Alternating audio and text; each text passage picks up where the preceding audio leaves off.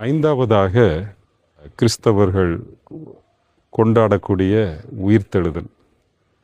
நான்காவதாக பார்த்தோம், அவர் மனிதனாக மரணத்தையும் ருசி பார்த்து அவர் ஒரு மனிதனாகவே, அதாவது உலகத்தின் பார்வையில் ஒரு மனிதனின் கடைசி வீழ்ச்சியாகிய மரணத்தையும் ருசி பார்த்து மனிதனின் அனைத்து பலவீனங்களையும், பசியையும் தாகத்தையும் தனிமையையும் வறுமையையும் அவதூறையும் அவமானத்தையும் சகித்தவராக வாழ்ந்தார் என்று பைபிள் சொல்லுகிறது. ஐந்தாவதாக அவர் உயிர்த்தெழுந்தார்.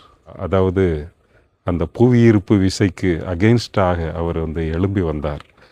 பொதுவாக சரீரம் மரிக்கும்போது, மரணம் மண்ணிலே புதைக்கும் போது மனிதன் அழுகி போய் விடுகிறான். ஆனால் அவரை, பாவமில்லாத அவரை, இந்த உலகத்தின் பாவங்கள் அவரை நசுக்க முடியவில்லை. அவரை, உலகத்தின் அழுக்குகள் அவரை அழுகச் செய்ய இயலவில்லை.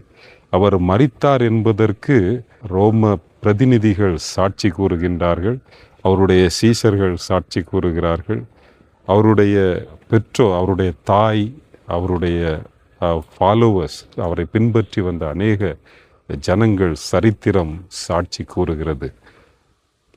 அதே போல அவர் உயிரோடு எழுந்தார் என்பதும் இன்றும் அதற்கு அடையாளமாக யூத நாட்டிலே அவருடைய கல்லறை திறந்த கல்லறையாக இன்றும் சான்று பகருகிறது. அவர் உயிர்த்தெழுந்தார், அதாவது மரணத்தை அவர் ஜெயித்தார். மனிதன் மரணத்திற்காக உருவாக்கப்பட்டவன் அல்ல. மனித வாழ்க்கை மரணத்தை நோக்கிய ஒரு பயணம் அல்ல. மனிதன் மரணத்தை குறித்து நடுங்கி நடுங்கி வாழ வேண்டும் என்று அழைக்கப்பட்டவன் அல்ல. மரணத்தை ஜெயித்தவனாக வாழ அழைக்கப்பட்டவன்தான் ஒரு கிறிஸ்தவன். மரணத்தை பார்த்து பயப்படாமல் நிமிர்ந்து நிற்கின்றவன்தான் உண்மையான கிறிஸ்தவன். அந்த பாதையில்தான் இயேசு கிறிஸ்து மனுக்குலத்தை அழைக்கிறார். எனவே தான் அவர் இந்த உலகத்திலே வாழ்ந்தபோது அவர் சொன்னார், உங்கள் சரீரங்களை மாத்திரம் கொலை செய்கிறவர்களை குறித்து பயப்படாதிருங்கள், உங்கள் ஆத்துமாவை நித்திய மரணத்திலே தள்ள வல்லவருக்கே பயப்படுங்கள் என்று சொன்னார்.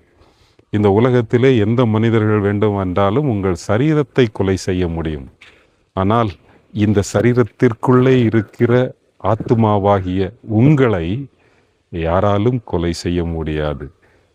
இயேசு கிறிஸ்துவின் உயிர்த்தெழுதல் மனிதனுக்கு கொடுக்கக்கூடிய மிகப்பெரிய நம்பிக்கை, உன்னுடைய அழுகி போன மண்ணிலே காணாமல் போன சரீரம் மீண்டும் உயிர்த்தெழும், நீ ஒரு புது மனிதனாய் வாழ்வாய் என்பது இந்த கிறிஸ்தவம் சொல்லக்கூடிய அடுத்த தனிச்சிறப்பு. அதையும் நாம் தொடர்ந்து சிந்திப்போம்.